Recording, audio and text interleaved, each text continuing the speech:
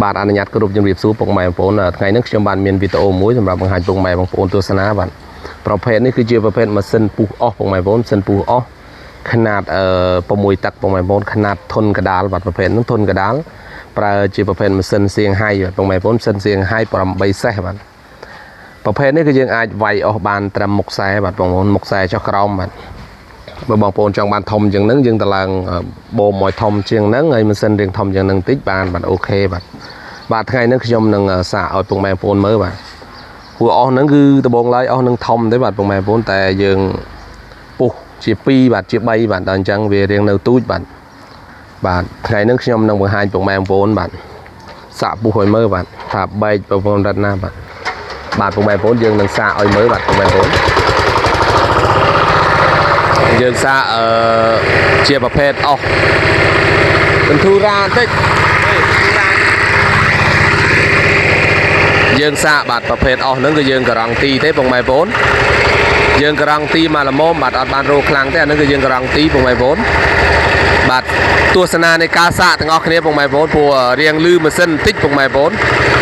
រៀងសន្លេងម៉ាស៊ីនរៀងលឺបន្តិចបាទបាទសាកឲ្យបងប្អូនមើលបាទតោះបាទបាទអាហ្នឹងគឺយើងអស់វានៅទូចបាទបងប្អូនបាទអស់ធំសាក់ព្រោះពុះជា3ទេបាទបងប្អូនស្រួលបាទស្រួលបាទវាហែកបាទស្រួលបាទបងប្អូន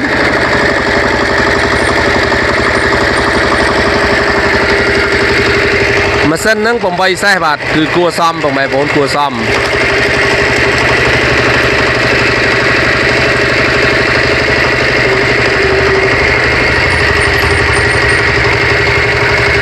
មានពុកម៉ែបងប្អូនណាតម្រូវការបាទជាប្រភេទຂະຫນាតអាជីវកម្មតូចតាចបាទគឺអាចស៊ីផុយតពុះទាំងចឹងម្ដងមាញ់កលដែលវាដួលបាទដួលជើងបាទពុកម៉ែបងប្អូនណាមានជាប្រភេទ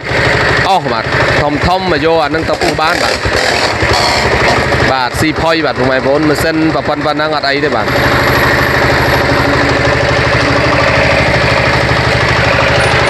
ម៉ាស៊ីនហ្នឹងគឺយើងយកថ្មីបាទថ្មីមកដាក់បាទម៉ាស៊ីនហ្នឹងថ្មីបាទទៅពួននោះទៀតម៉ាស៊ីនហ្នឹងម៉ាស៊ីនថ្មីបាទបងប្អូនម៉ាស៊ីនហ្នឹងយើងប្រើទឹកទេបាទយើងប្រើចាក់ទឹកអាហ្នឹងបើផ្លិតទឹកវាផ្សេងបាទ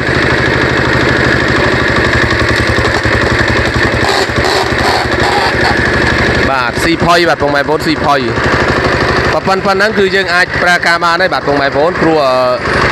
យើងអស់តាមចកាតាមស្រែយើងពុះត្រូវការបាទកម្លាំងបូមខ្លាំងបាទយើងអាចពុះតកើតបាទអានេះយើងប្រើសាពៀនទេបាទយើងប្រើកាប់លុនបាទយើងប្រើកាប់លុនបងប្អូនយើងប្រើជាភេទកាប់លុនបាទអត់ពិបាកទេបាទបងប្អូនយើងពុះក្នុងមួយថ្ងៃបានច្រើនគីបបងប្អូនបានច្រើនគីបបាទខ្ញុំបាទ